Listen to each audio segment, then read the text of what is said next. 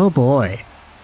Dun dun dun dun dun dun dun dun dun. Okay, no, I already did a Sabrina Carpenter thing earlier in the month. Yeah, no, that's not even the first time we've referenced Manchild. But that's the best way to start out this video. Oh boy. Because when it comes to the Vancouver Canucks and the Detroit Red Wings, we had ourselves an update from... Who's the guy that posts these? Smash Bros 13, that's who it is. Who went out there and posted the best and the worst team of the month in the National Hockey League. Now, if you've been following this YouTube channel over the past few years, you have probably seen Smash Bros 13 and his posts pop up once in a while. What he does is he compiles the NHL's hockey stats cards ratings over the course of a season or a month or a week or whatever, and then publishes the best and the worst team of that segment. Because we just wrapped up November, we have the teams of the month, both in the best and worst fashion. And just starting things out over here, I mean, the best team of the month is quite self-explanatory over here. You've got Jason Robertson, Nathan McKinnon, Marty Necas, all these guys with pretty high game scores via hockeystatcards.com. A lot of the names on the defensive side as well also are pretty understandable there. Jacob Chychrun is such a beast. Oh my goodness, he's amazing. Not to mention the goaltending, Yaroslav Askarov going out there and dominating the National Hockey League. Swayman is there too.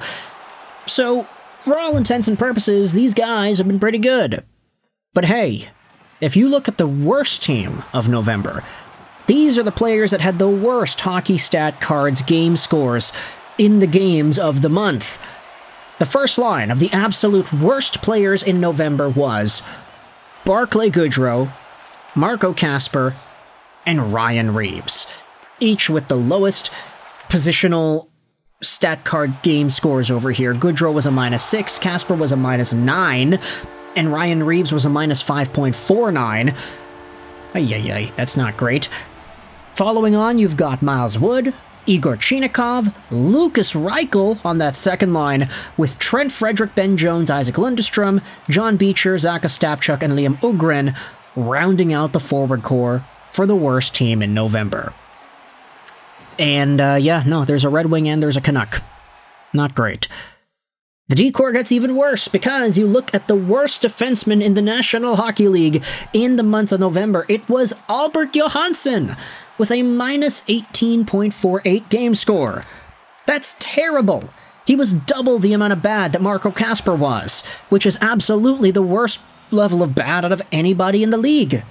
Second place was Brett Kulak with a -16.66 rating.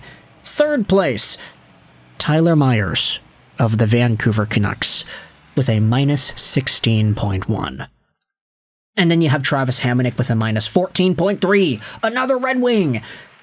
Philippe Myers and Alexander Romanov round out the bottom of the lineup here, and big honorable mention to Elias Pettersson, who also is listed in that honorable mention slot. I guess he was also one of the worst D-men in the league this previous month, and honestly, based off the way he has played, I can't really say I'm surprised. He hasn't been good this season. And then, unfortunately enough, the worst goaltender in the National Hockey League in November was Jakub Dobeš, which I guess you can say makes sense when you look at it purely from an analytical point of view. I'd say the Dallas game in particular was one that really tanked Dobeš's value. You gotta remember, this is for the entire month of November, not just for a recent sample. Sure, Dobeš had some good wins against Toronto and Utah, but total stinkers against Washington and Dallas, plus the bad start to the month as well with the overtime loss to New Jersey, which just totally shattered his confidence and caused the guy to cry in the post-game interview. Not great, I'd say. But really, if we're being honest, I mean, Jakub Dobeš had some good games in there. I think his score against Dallas, the game score that he had with the 600-something save percentage, that probably was the kicker.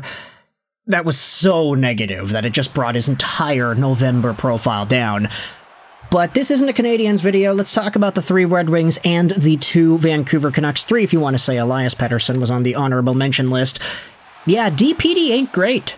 Maybe it's because of the pressure, maybe it's because of the systems that Adam Foote is implementing. But, yeah, no, he does not look good. making bad decisions with the puck, not really in the right spots. This is not the same DP that we saw at the end of last season come into the Vancouver lineup and actually take over certain shifts. There still is that snarl and the physicality, which is appreciated as a Vancouver Canucks fan, but he can use some work. Same you could say about Tyler Myers, who is not benefiting either from the Vancouver Canucks systems at play. It's all about systems, right? Systems, and Adam Foote doing things in a way that's supposedly the same comparative to last year, even though we can clearly see that it's not. I don't know what they're talking about, man. Vancouver was a much better defensive team last year, even though they were quite the tough locker room to deal with. But this year, with the Canucks PK being so abysmally bad, like, one of the worst PKs I think we have ever seen on Vancouver ice. Tyler Myers is always a part of that. So whenever they get caved in, whenever they get goals scored against, with every other penalty kill being a goal for the opposite team, yeah, you're going to have some bad defensive metrics when it comes to these guys, so it makes sense in my mind. Lukas Reichel, though, is absolutely deserving of being here, because this guy, I don't know if you noticed, but no, you probably didn't notice, because you won't notice anything this guy does. He literally goes out there and just does nothing. Every opportunity Reichel gets, he fumbles. Sure, he was under a point per game with Chicago when he was traded to Vancouver, but he's got 1 point in 14 games with the Vancouver Canucks. He has done nothing of value. Yes, he is sort of fast, but he can't keep up with the puck. He can't bury the opportunities that he's given. He gets into areas and he finds the shot, but he just isn't able to score. He's got 1 assist in 14 games, and that's all you need to know out of a guy that was supposed to be a reclamation first-round caliber prospect coming over to Van to help out with this young core and transition that they're trying to do. He isn't good. I'm sorry. Then you have yourselves the Detroit Red Wings guys. Marco Kasper, yeah, he was the worst forward in the National Hockey League this previous month. And you can say that he has gone through similar things that Lukas Reichel has this season. Kind of invisible, lack of confidence. He just doesn't look like he is a guy that belongs right now. He obviously does have the skills and the talent. Things that I can't necessarily say about Lukas Reichel.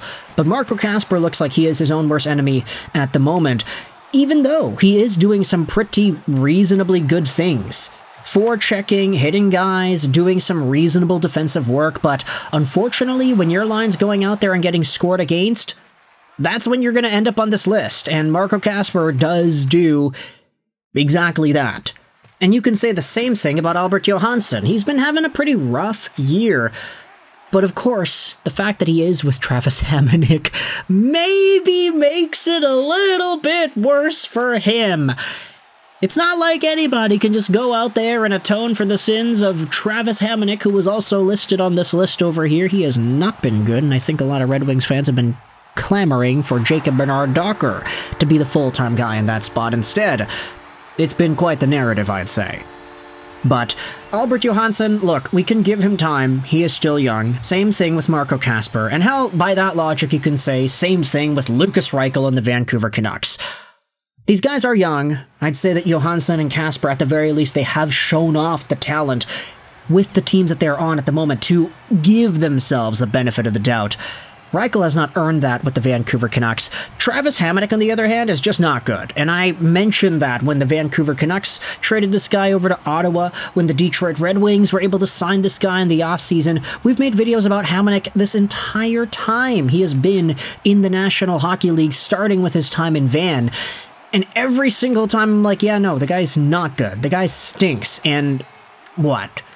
We end up getting legitimate confirmation of that a month into the NHL regular season over here. So, Red Wings fans, Canucks fans, let me know your thoughts in the comment section below about the players on these teams being labeled on the worst team of the month of November list. What are your thoughts about this conclusion over here? Let me know in the comments all your opinions. I hope you enjoyed this video.